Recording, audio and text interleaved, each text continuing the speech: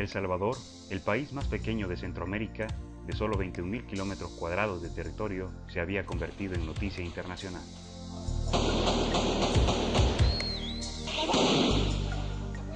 Décadas de regímenes militares que oprimían a la oposición encontraban la resistencia de obreros, campesinos, estudiantes y de organizaciones populares, fenómeno que se multiplicaba en muchas partes de Latinoamérica.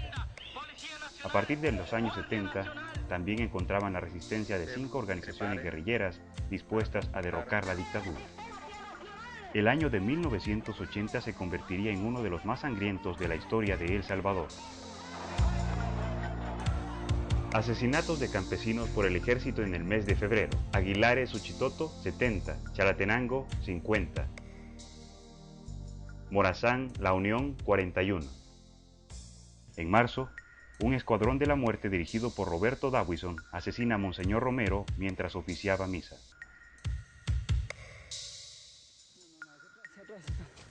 En mayo, más de 600 campesinos son masacrados por el ejército salvadoreño en complicidad con el ejército hondureño en el río Zumpul.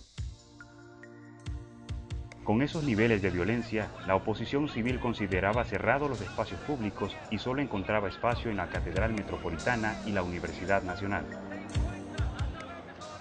El antecedente era claro. Están registradas muestras de televisión cuando los que eran comandantes guerrilleros con las caras tapadas en el auditorium de Derecho, cuando un señor que también fue ministro de Educación en tiempo de la Junta, después pasó a la FMLN hasta con una peluca, no sé cómo era la cosa ahí que andaba. Yo creo que esas imágenes están frescas, pero yo insisto, en ese momento los que ahora están también lamentando esas muertes, tuvieron que haber tenido el decoro y decir, yo no entro a esa universidad mientras no salgan esos caras tapadas, barbudos, peludos, que andan con armas, bombas, pistolas, etcétera. Que no hayan habido espacios de reuniones, de congregaciones, eso de falso también. Y no después salieron reuniéndose en el Cerro de Guazapa, reuniéndose en Perquín, reuniéndose en las zonas montañosas del país. Yo creo que físicamente eso no es correcta, esa afirmación que ellos hacen, ¿verdad?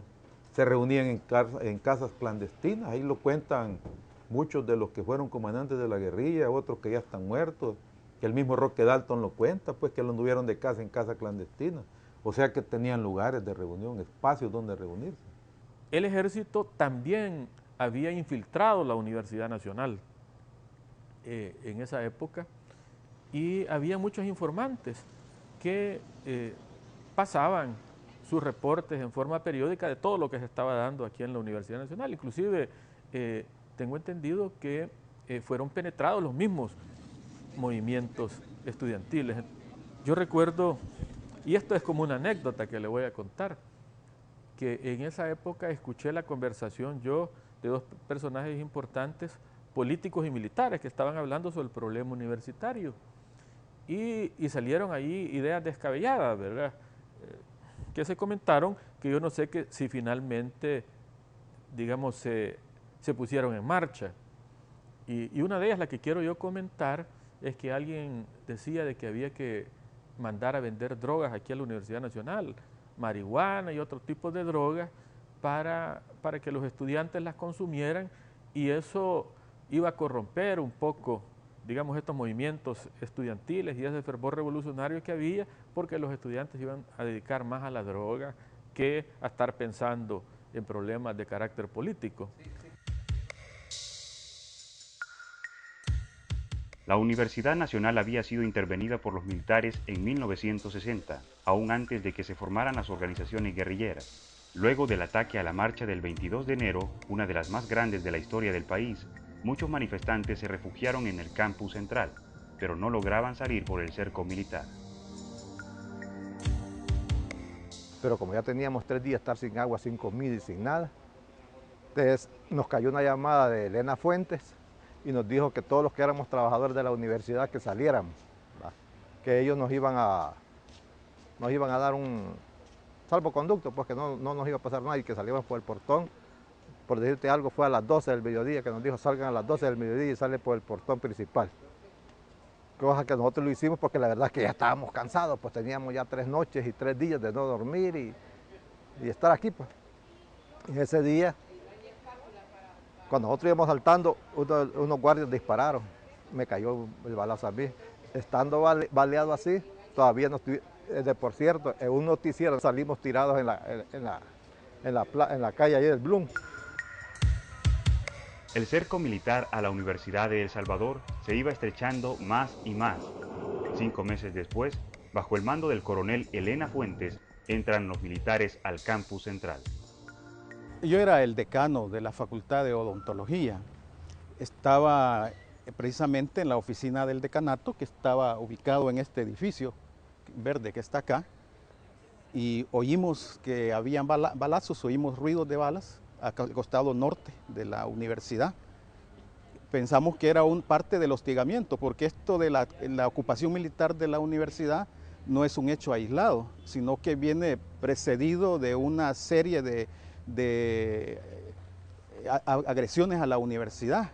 Pero de repente el pánico en la ciudad universitaria cundió y empezaron a correr estudiantes que estábamos trabajando normalmente, ¿no? en las actividades académicas, corrían de un lado para otro y empezaba a haber la invasión de tropas combinadas del ejército con policía de Hacienda y Policía Nacional que entraban al recinto universitario. La gente tenía la idea de que la guardia se metió, claro, la guardia como todo el tiempo pasaba alrededor de la universidad, la guardia, la Policía Nacional, dándole vuelta a la universidad como que era algo ya normal, ¿verdad? Entonces la gente estaba con aquella psicosis de que se iban a meter. Sí, la verdad que yo era estudiante de periodismo en ese momento. Y como te digo, estábamos acá abajo, este era un salón, ¿verdad? No es como está en este momento, ¿no? Que es todo acondicionado, pero yo era un estudiante en ese momento y estábamos en clase de radio y televisión, ¿verdad? Cuando se empezaron a sonar el traqueteo de la metralla y disparos por todos lados. Entonces los profesores en ese momento nos dijeron, miren, vámonos porque en este momento como que hay una toma, ¿verdad? Y salimos todos en desbandadas buscando las salidas. Unos salieron por el lado de aquí de ingeniería y otros por el lado de medicina. O sea, tratamos la manera de buscar la parte central. Aproximadamente a las 11 de la mañana comenzó a escucharse una pequeña balacera. Balacera que fue arreciando en la medida que pasaban los minutos. Sin embargo, como en ese periodo era normal que hubiesen balaceras alrededor de la Universidad de El Salvador, y estando yo trabajando en la parte central de este edificio, en aquel entonces era de periodismo para la primera planta y matemática para la segunda planta. Bueno, nosotros estábamos en ese tiempo trabajando aquí en el edificio, en la tercera planta. Ahí trabajaba yo en la administración financiera y nos dimos cuenta cuando nuestro jefe nos dijo que veía varias personas de verdes que andaban allá en la cancha, ¿verdad? Porque de aquí arriba bien cabal agarra allá la cancha, lo que es el complejo ahora. Entonces, al momentito que él nos dijo, ya se ven unos de verde que se han tomado la universidad, señoras. Al momentito empezaron a oír los disparos y vimos dónde nos refugiamos nosotros, en los escritorios.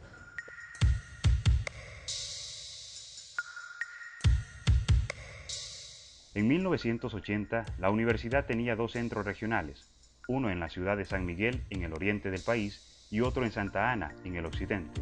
En Santa Ana, la ocupación militar se dio el 13 de junio, el mismo día que un teniente del ejército había sido asesinado en las cercanías de la universidad.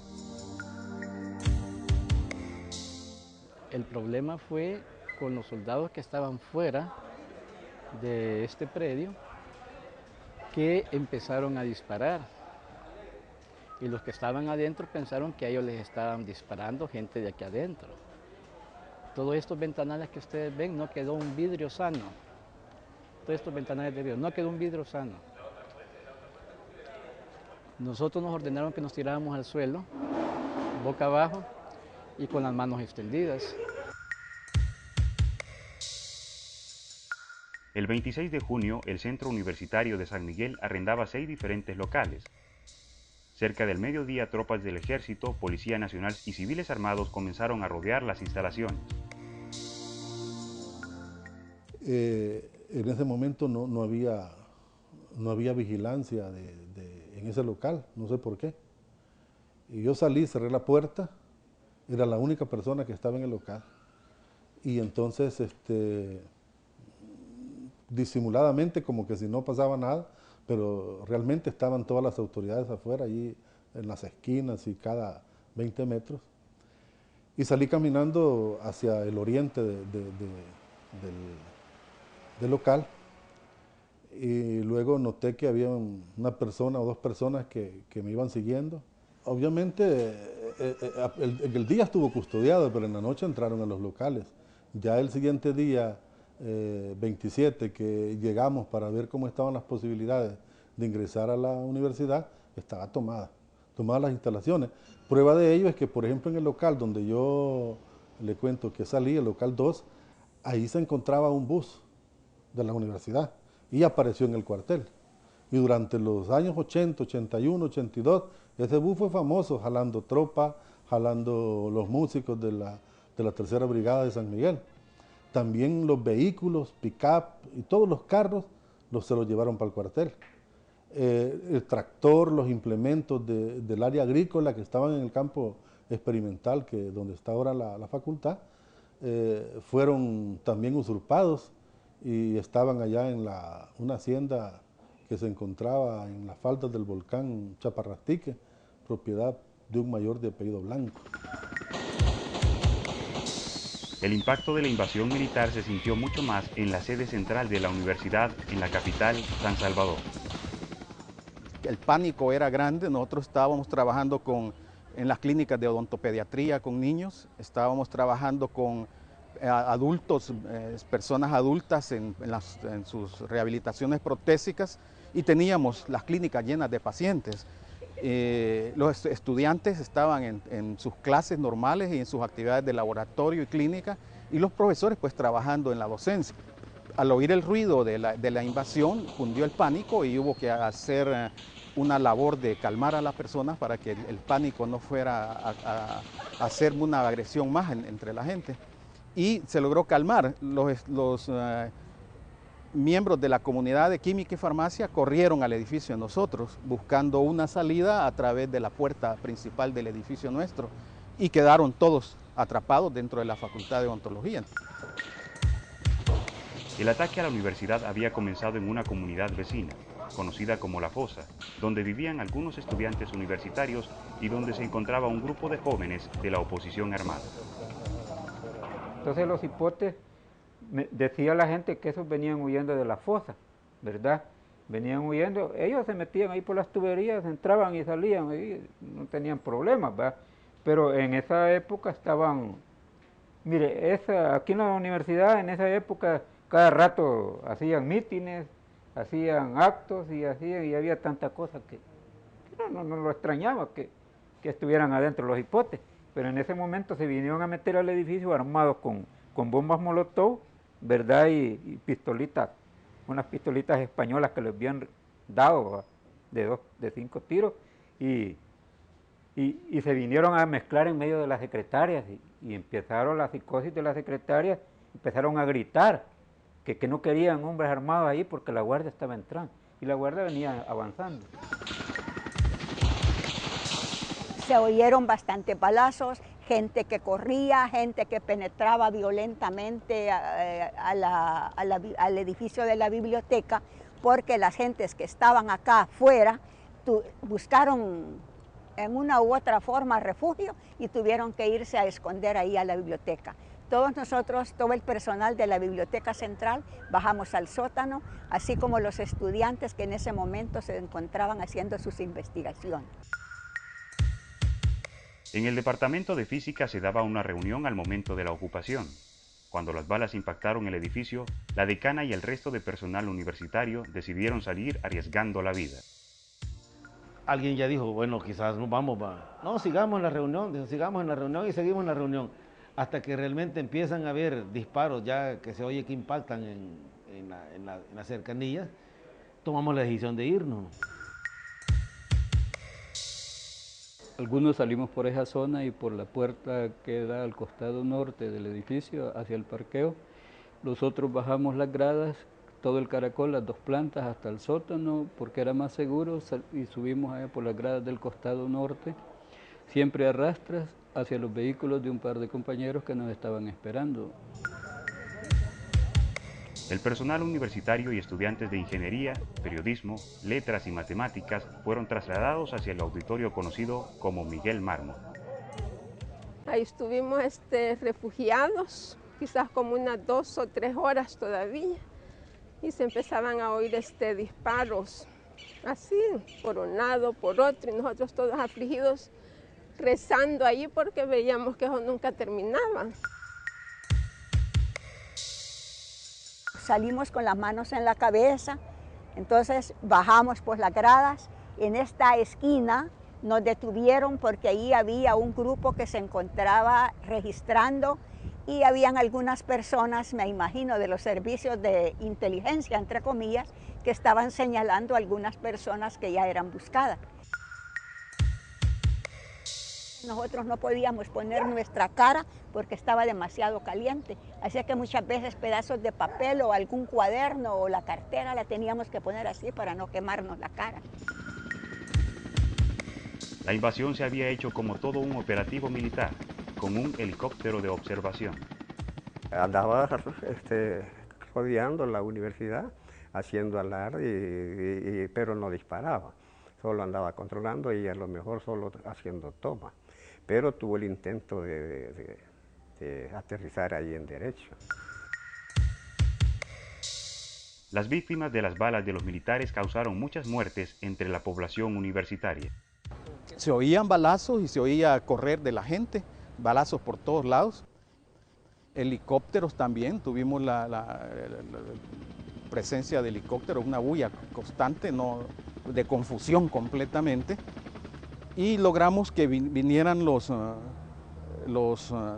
de servicio, Cruz Roja, Cruz Verde, y vinieron en ayuda. Con ellos logramos que permitieran la salida de los niños que teníamos atendiendo en la clínica de infantil y que lograran salir también los ancianos, y ellos aceptaron que salieran.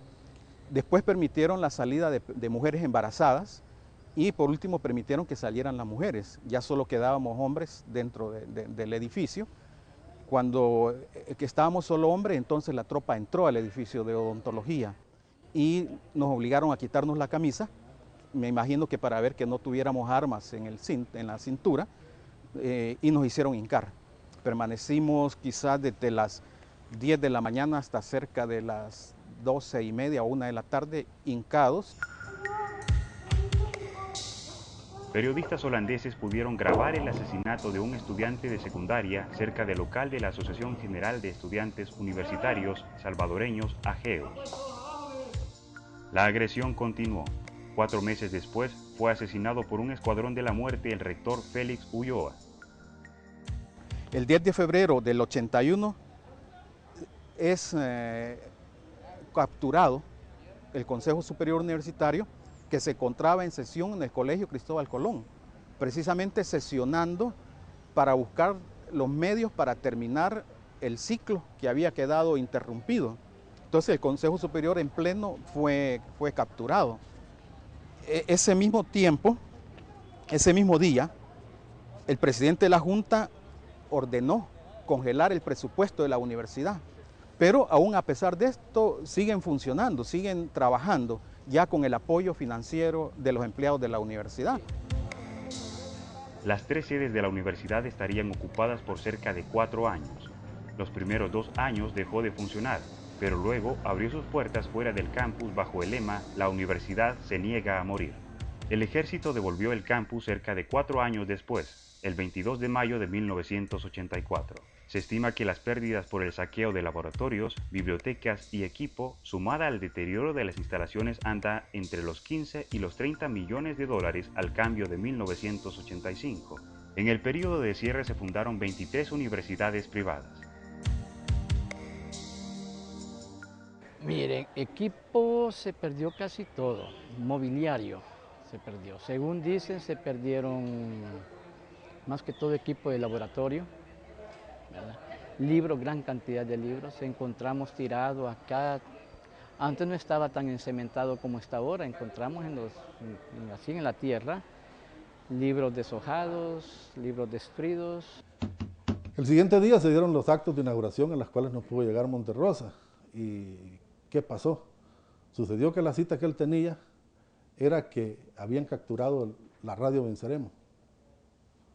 Y lo que habían capturado en un simulacro de batalla eran unos cosas de radio que les habían dejado ahí, que al subirlas al helicóptero con toda la gente que iba, que las traían para San Miguel, de un cerro, pues ahí había alguna bomba supuestamente a control remoto y las hicieron explotar, y fue cuando el helicóptero explotó y murieron todos. Bueno, la moraleja es que si el coronel Monterrosa hubiera aceptado nuestra invitación de asistir a los actos de inauguración de la universidad, pues no le hubiera pasado nada. Cuando venimos después de los 4 años, que esto lo hallamos, un escritorio de esto servía de servicio. Un escritorio de esto tenía como 8 ruedas ahí así, secas, se encaramaban arriba y hacían sus necesidades. Ahí las hacían, ¿verdad? Los lavamanos no se diga, en una silla esa, ahí se hacían sus necesidades, encaramaban arriba. Eso lo hacían ellos por ignorancia. Era una destrucción que nosotros no hallábamos por dónde empezar. Es doloroso repetirlo y créame que me llena de mucha indignación el acordarme de que encontramos libros valiosos sobre los cuales habían defecado los soldados y había defecado el ejército. Vidrios rotos, libros rotos, en la cabeza de los archivos destruidos, toda la papelería, todas muchas cosas que se tenían ahí tiradas en el suelo. Recuérdese que también para ese momento el ejército prácticamente realizaba funciones de policía aquí en el país. Si ahora fuera la Policía Nacional Civil la que hiciera algo parecido, le garantizo que la situación fuera muy distinta. Yo creo que aquí en este país, ¿verdad?, no se cae una hoja sin que la embajada lo sepa o se dé cuenta, ¿verdad? O sea, no necesariamente ellos están involucrados en las actividades, pero que tienen conocimiento, sí tienen conocimiento. Es posible que en algunas oportunidades inclusive los incentiven. Tal vez no la podemos medir en vidas, tal vez han habido otras intervenciones militares que ha costado más la vida de los universitarios, pero en un costo social, en un costo económico, en un costo al patrimonio, ha sido de las más duras, de las más graves y la más prolongada de todas las ocupaciones que ha tenido la universidad. Ha sido el cierre más largo que ha habido de la universidad. Ay, me da tristeza, sentimiento, porque les digo yo que las empleadas que han venido en esta época han venido en tiempos mejores, no han pasado sustos como nosotros, ¿verdad? Que cada rato nos venían a sacar, pero gracias a Dios aquí estamos, ¿verdad?